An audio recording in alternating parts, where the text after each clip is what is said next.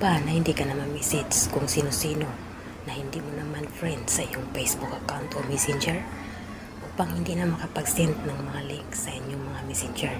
Na alam naman natin ngayon na marami ng scammer, marami magsisend ng mga link. Ito'y maging dahilan upang ma-hack ang inyong mga account at magkaroon ng violation sa ating mga Facebook account.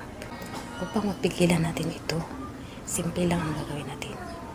Tara, panoorin nyo. Punta tayo sa ating Messenger. I-click natin yung tatlong lane sa baba. And then next, dito sa settings, i-click natin yan. Another nating i-click is yung privacy and safety. So, i-click natin. And then next is yung message delivery. I-click natin yan. And then next, itong friends of friend on Facebook. So, i-click natin yan. So next is, kailangan ito yung don't receive request ang ating i-on. Importante ito para hindi na tayo makareceive ng kung ano-anong mga link nang galing sa mga taong hindi naman natin kilala. So that's all our video for today. Thank you for watching. Follow, like, and share.